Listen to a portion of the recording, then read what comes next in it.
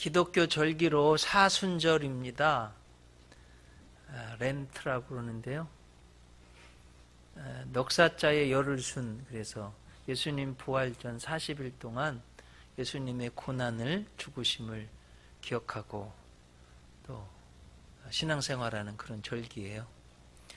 네, 여러분, 요 절기하고 연관되어 있고 조금 오해된 것이, 캐톨릭 국가에서 카니발 축제, 브라질 카니발 축제 많이 들어보셨죠? 카니발 축제가 왜 생겼을까? 사순절 지나면서요, 고기를 먹지 않습니다. 주님, 나를 위해서 대신 채찍에 맞으시고 몸도 찢기시고 피 흘리셨기 때문에 고기 먹지 못하는 거예요. 그러면 40일 동안 못 먹으니까 미리 먹자. 그래야 카니발 화육, 이걸 고기 많이 먹고 이렇게 조금 좀 그런 데에서 시작된 절기인데, 이게 이상하게 와전이 돼가지고요, 막 축제 무슨 하여튼 죄를 짓는 쪽으로 이렇게 잘못 갔습니다. 그래서 여러분도 혹시 카니발이 왜 생겼는지 이해되셨죠? 네. 사실은 주님을 기억해야 되는 그런 절기 앞서 있었던 겁니다. 여러분, 오늘 본문을 통해서 사순절 기간이어서 특별히 우리가 예수님 고난, 왜 그러냐? 우리 죄악을 친히 담당해 주시는 주님 은혜 있어서 그렇습니다. 하나님은 좋으신 우리 하늘 아버지예요. 죄인들을 불쌍히 여기십니다. 죄는 미워하셨지만 죄인은 불쌍히 여기셨어요. 요즘 미투 운동 때문에 너무 죄들이 드러나고 또 자살도 하고 이런 걸 보면서 조금 더, 죄는 당연히 미워해야 됩니다, 여러분. 그거 옳다는 얘기가 아니고, 하지만 죄인을 품을 수 있는 그런 성숙한 좀 사람들이 되면 좋겠어요.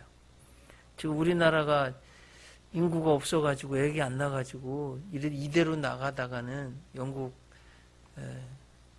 연구소에서 아마 100년 내에 이대로 나가면 가장 먼저 없어질 민족, 한민족이라고 그러는데, 어떻게든지 여러분, 우리가 죄를 회개하고 하나님 잘 믿고 잘 살아야 됩니다. 하나님은 그래서 우리를 구원하시기를, 죄를 용서하시기를 기뻐하시는 거예요. 오늘 성경을 통해서 이사야죠? 이사야, 그럼 야훼는 구원이시다, 이런 뜻이에요. 주전 750년 전 예언자입니다. 구약 성경에서 예수님에 대해서 가장 정확하게 예언한 예언자예요. 여러분, 오늘 이사야 53장은 통째로 메시아, 특히 고난당하시는 예수님에 대해서 가장 잘 설명해 놓은 본문이에요. 읽으시면서 막 예수님이 막 생각나시잖아요? 생각 안 나시면 이상한 거예요. 읽으시면서 다 예수님이 생각나셔야 되는 거예요. 근데 제가 이걸 곰곰이 생각해 봤어요. 대략 750년 전인데요. 우리로 따져보니까 1268년. 여러분, 1268년이면 우리나라로 어느 때쯤 될 것 같아요? 고려 시대, 고려 말 130년 전.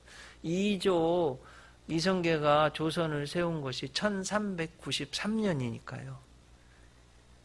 굉장히 오래된 거잖아요. 자, 여러분, 이렇게 한번 생각해 보세요.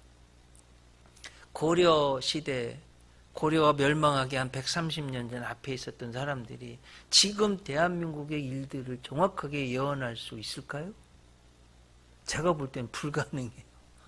지금 스마트폰에 말이에요, 이거 무슨 인터넷에, 자동차에, 이건 제가 볼 때 예언 불가능합니다.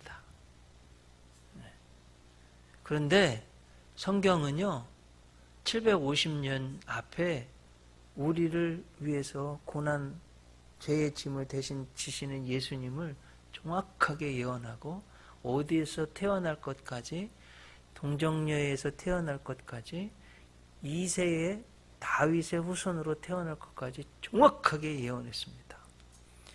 막 전율이 날 정도로 이건 정말 하나님의 은혜고 은총이고 구속이고 섭리요 계획입니다. 이사야에서 보면 되게 크게 두 가지만 보면 이사야 7장 14절에 보라 처녀가 잉태하여 아들을 낳을 것이요 그 이름을 임마누엘이라 하리라. 처녀 동정녀에게서 잉태할 것을 예언했어요. 750년 전에. 그리고 그 말씀 마태복음 1장에 그 말씀 그대로 임마누엘 하나님이 우리와 함께 하시는 예수님으로 그대로 이루어졌습니다.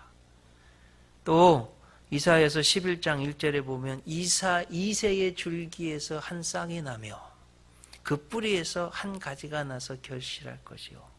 예수님이 이새의 후손 다윗의 후손으로 이 땅에 태어날 그저 뚝딱이 아니라 예언된 하나님이 말씀하신 약속하신 예수님이 이 땅에 오실 것이라고 정확히 예언했고요. 그대로 이루어졌습니다. 얼마나 놀라운 하나님의 은총인지 모르겠어요. 그래서 이 자리에 계신 모든 분들 예수님 정말 제대로 믿지 못하는 분 있으면 꼭 믿으시기 바랍니다.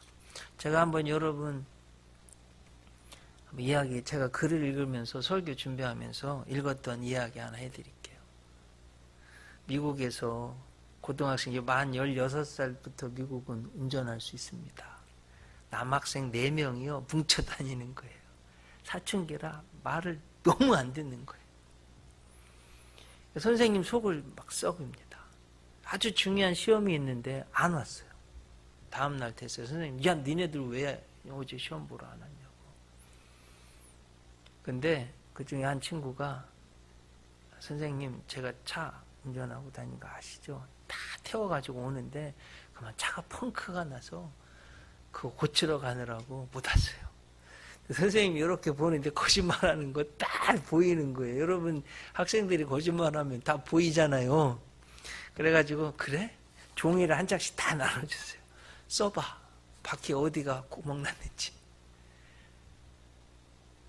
여러분 어떻게 됐겠어요? 다 거짓말이니까 네 바퀴 이게 다 각자 틀리게 쓴 거.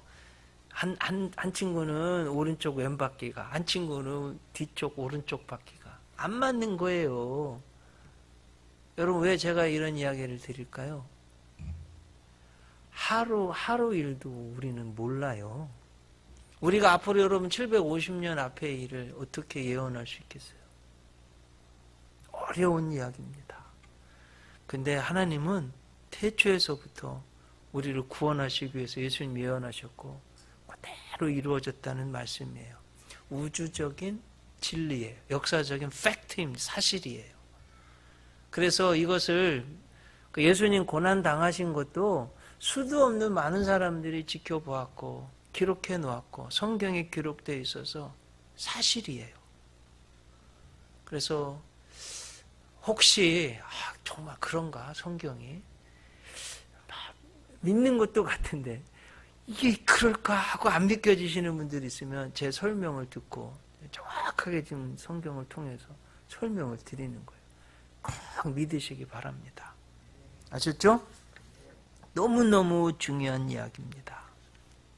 자, 이사야 예언자를 통해서 오늘 우리에게 주신 고난 당하시는 주님의 모습이 그려져 있는데 특별히 예언된 몇 가지를 좀 보려고 그래요. 첫째는 예수님 탄생할 것을 아주 가장 겸손한 자세로 날 것을 탄생하실 것을 예언하고 있습니다. 오늘 성경을 보면 연한 순 같고 고운 모양도 없고 풍채도 없다. 보기에 흠모할 만한 아름다운 것이 없다. 이렇게 말씀해 주셨는데 여러분 예수님 한번 생애를 보세요. 세상 사람들이 추구하는 것과는 권력자들이 추구하는 것과는 다른 모습. 가장 겸손하고 가난하게 태어날 방 한 칸조차도 없어서 마국간에서 말구 위에 우리가 볼 때는 고요한 밤 맘 그러면서 굉장히 말이 거룩하게 느껴지는, 거룩한 건 맞죠. 근데 현실은 짐승의 똥냄새 나고요, 춥고요. 저도 12월 달에 이스라엘에 가봤는데, 성지순례 가는데 거기 안내문에 수영복 준비해 오라고 그래가지고, 저랑 같이 갔던 어떤 목사님은, 개척교회 저 무주에서 오신 목사님은 여름 옷을 가서 사가지고 오셨대. 갔더니요, 눈이 40cm 오고 얼마나 추운지 오돌오돌오돌 떨었습니다. 여러분, 이스라엘 예루살렘 해발고도가 750m, 평창 조금 높은 높이입니다. 얼마나 추웠는지 몰라요. 굉장히 추운 거예요. 그런 곳에 오셨어요. 가장 겸손하게 사신 걸 알 수 있어요. 그렇게 예언되어 있습니다. 또 이사야 선지자를 통해서 예언된 예수님의 모습은 우리가 받아야 될 고난을 대신 짊어지신 주님. 오늘 본문 말씀 3절, 4절, 5절, 6절 말씀 보면, 멸시를 받고 사람들에게 버림받고 간고를 많이 겪었고 질고를 아는 분. 그리고 4절에 보면 우리의 질고를 지고 우리의 슬픔을 당하였거늘 우리는 생각하기를 그는 하나님에게 징벌을 받으며 하나님께 맞는다, 고난당한다. 5절, 6절 말씀이요, 아주 오늘 본문의 하이라이트입니다. 같이 한번 읽어보실까요? 그가 찔림은 우리의 허물 때문이요, 그가 상함은 우리의 죄악 때문이라. 그가 징계를 받음으로 우리는 평화를 누리고 그가 채찍에 맞음으로 우리는 나음을 받았도다. 우리는 다 양 같아서 그릇 행하여 각기 제 길로 갔거늘 여호와께서는 우리 모두의 죄악을 그에게 담당시키셨도다. 예. 우리가 당해야 될 고난을 예수님이 다 대신 지신 것을 설명하고 있습니다. 또 중요한 예언은요, 예수님이 고난 당하시는데 그 고난 받는 태도, 아무런 변명도 없이 정말 도살장에 끌려가는 양처럼 그렇게 순종하면서 하나님 아버지께 달려가신 모습이 예언되어 있어요. 자, 여러분, 이게 얼마나 중요한지 모르겠어요. 아담, 하와 죄 지었을 때요, 변명하고 저 여자 때문에 그럽니다. 그 여자는요, 또 저 뱀 때문에 그랬습니다. 변명하고 하나님 말씀에 순종하지 않고 불순종하고 거역하고. 여러분, 노아 방주 때도요, 정말 그 노아의 가족을 빼놓고는 단 한 사람도 하나님 말씀에 순종하지 않고 거역하고. 그런데 예수님만큼은 정말 고난의 길 가는데도 한 말씀도 안 하고 순종하면서 가시는 거예요. 이게 얼마나 귀한 건지 모르겠습니다. 또 오늘 본문에 예수님의 모습, 고난당하는 그 모습 중에, 예언 중에 아주 중요한 예언이요, 죽은 뒤에 부자의 무덤에 장사 지내게 될 것을 예언하고 있어요. 오늘 말씀 여러분 9절 끝에 보세요. 그 무덤이 악인들과 함께 있으며, 사실은 무덤이기도 하니 강도 두 사람과 함께 죽으셨잖아요. 그가 죽은 후에 부자와 함께 있었도다. 이렇게 되어 있죠. 죽은 뒤에 정말로 부자와 함께 있었습니다. 여러분, 누구와 함께 있었어요? 예수님 무덤을 준비한 사람 누구예요? 마태복음 27장에 아리마대 요셉. 네. 부자였어요. 예수님 제자예요. 자, 여러분, 이스라엘은 모래가 많아요. 그래가지고 땅에 귀한 시신을 못 묻습니다. 짐승이 와서 파고 상하게 해요. 그래서 어떻게 무덤을 쓰냐면 산에다가, 동굴에다가 장사 지내고 돌로 무덤을 닫는 거예요. 아리마대가 부자여서요, 그러려면 돈이 좀 새 무덤을 만들었어요. 예수님 거기다 놓고 그렇게 죽는 모습까지도 정확하게 예언되고 그대로 됐습니다.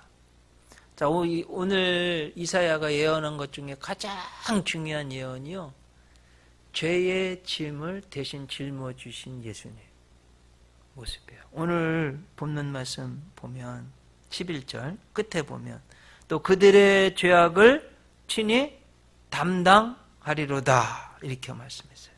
12절 끝에도 보면 그가 많은 사람의 죄를 담당하며 범죄자를 위하여 기도하였느니라. 그래서 예수님이 그렇게 비참하게 처참하게 고난당하신 이유는 채찍질 당하시고 손과 발에 못 박히신 이유는 그리고 머리에 가시면류관 쓰시고 피 흘리신 이유는 옆구리에 창에 찔리셔서 물과 피를 다 쏟으신 이유는 내가 짊어져야 할 죄의 짐을 예수님이 대신 짊어지셨기 때문입니다. 다 믿으시죠? 너무너무 중요한. 그리고 또 다시 묵상하고 또 생각해봐도 귀중한 것. 자, 여러분, 제가 늘 5가지 이야기하는데 예수님이 피 흘리신 곳이 5곳이라고 말씀드렸죠. 어디예요? 첫째, 머리에 가시면류관. 제가 가보니까 가시면류관 박물관에도 교회에도 이렇게 해놓은 거 봤어요.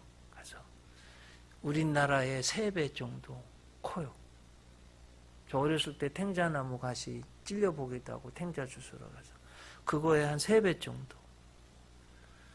그래서 왕들에게 왕관을 씌우듯이 왕이라고 그러니까 만왕의 왕이신 예수님, 이스라엘 그 대제사장 군병들, 로마 군병들이 가시면류관 만들어서 예수님 머리에 씌우고 우리가 보듯이 자기들은 피날까봐 말이에요. 막대기로 눌러서 피 흘렸잖아요. 우리가 생각으로 지은 죄 용서하시기 위해서. 예수님 등에 채찍 맞으셨어요. 로마 군병의 채찍은 끝에 짐승의 송곳니 또는 납을 달아서 내려치면 몸에 탁 감겨서 떨어지면서 할점이 떨어집니다. 많은 주석가들이 그 정도 맞으면 살이 벌어져서 뼈가 보일 정도로 맞으셨다고 되어 있는데 오늘 말씀은 그가 채찍에 맞음으로 우리는 나음을 입었도다. 우리가 당해야 될 병, 살이 찢기고 때로는 수술도 해야 되고 하는 이런 아픔을 위해서 예수님이 등에 채찍을 맞으신 겁니다. 또 예수님 손에 못 박히신 건 우리가 손으로 지은 죄 용서하시기 위해서. 발에 못 박히신 거. 여러분 대못으로 칠 때 뼈를 뚫고요. 심줄도 끊고 피가 튀겨져 오르면서 예수님 발에 못 박았습니다. 우리가 가지 않아야 될 곳을 간 죄를 용서하시기 위해서.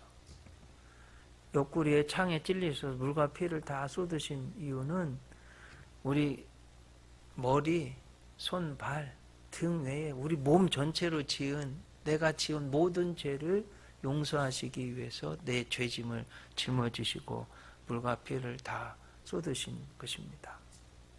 이것을 꼭 묵상해야 됩니다. 꼭 믿으시기 바랍니다. 딴 사람의 죄가 아니라 내 죄, 내 죄가 예수님을 십자가에 못 박게 하고 나를 살리기 위해서 예수님이 고난 당하시고 여러분 이것을 꼭 묵상하는 사순절 되시기 바랍니다. 영국에 나온 위대한 설교자 찰스 스펄전 목사님이 임종시에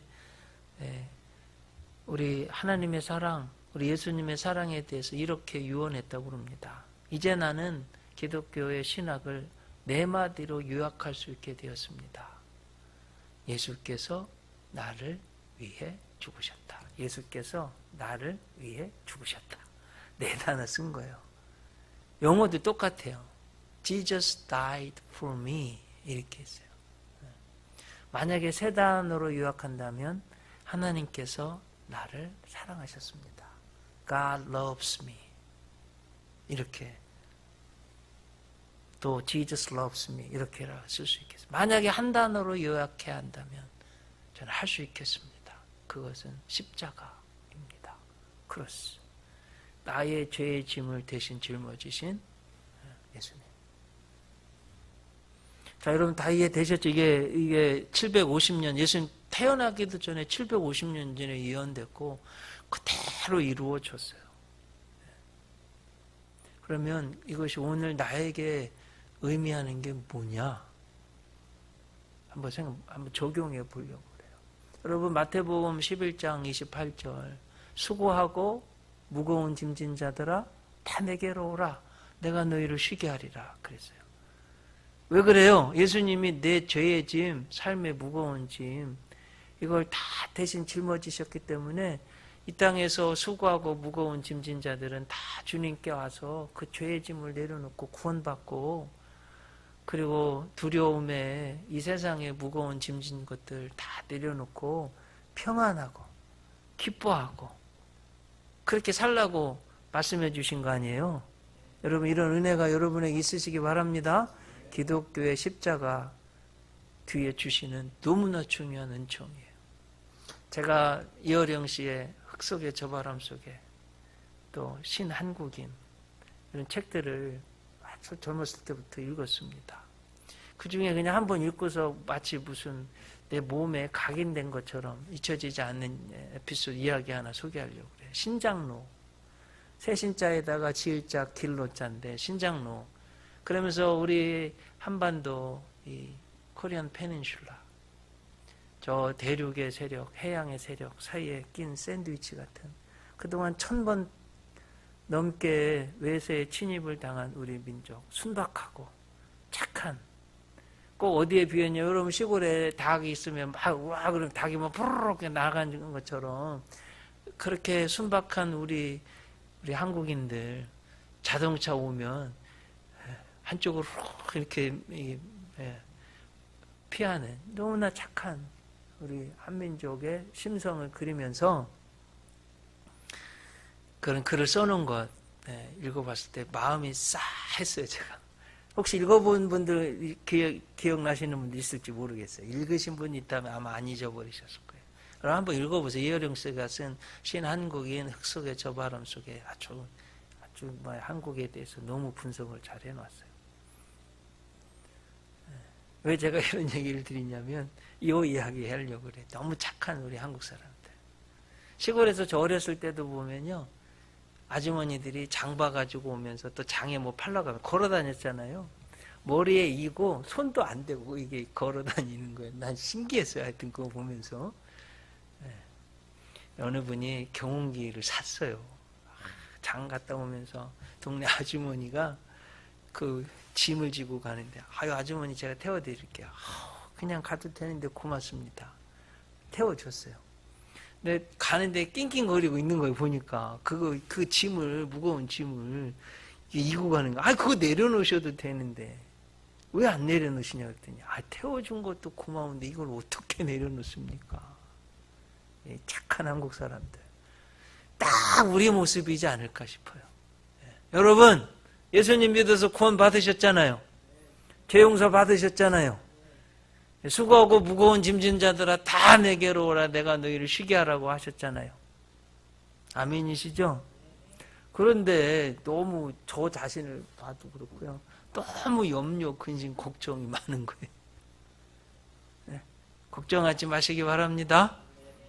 우리는 이미 천국 갈 사람이에요. 죄가 용서받았습니다. 물론 또 죄지라는 이야기는 아니에요. 아셨죠? 하지만 천국 갈 사람이고 죄 용서받았고 하나님의 아들이 되었고 딸이 되었어요. 그냥 죄, 마귀 사탄이 가져다주는 불안, 의심, 하나님을 믿지 못하고 불안해하고 내가 100% 아니 200% 하나님 나에게 맡겨주신 일을 하지 못하게 하고 염려하면서 근심하면서 사는 것, 그 하나님이 안 기뻐하시는 나의 모습입니다. 지난주에 이어서 죄악의 자리에 머무르는 최고의 자리로 불러주시는 하나님이신 동시에 우리요, 죄의 짐, 불안해하고 근심 걱정하는 데서 여러분 자유로하시기 바랍니다. 아셨죠? 네. 절대로 망하지 않게 하실 거고, 하나님이 우리에게 뭔 일을 주신다면 그것은 축복으로 더 좋은 길로 가기 위한 하나님이 주신 은총인 걸 믿고 꼭 믿음으로 승리하시는 여러분들 되시기를 바랍니다. 이거예요. 마귀 사탄에게 지지 마세요. 하나님을 의심하지 말고 불안해하지 마세요. 그리고 나에게 맡겨주신 사명 오히려 그걸 향해서 열심을 내시기 바랍니다. 이게 하나님이 우리를 향한 하나님의 뜻이에요. 네.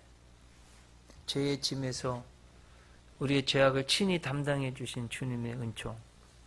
한 주간 동안 이 말씀 한번 깊이 묵상하시고 주님의 고난에는 동참하지만 마귀 사탄과는 싸워서 이기는 여러분들 되시기를 주님의 이름으로 축원합니다. 기도하시죠.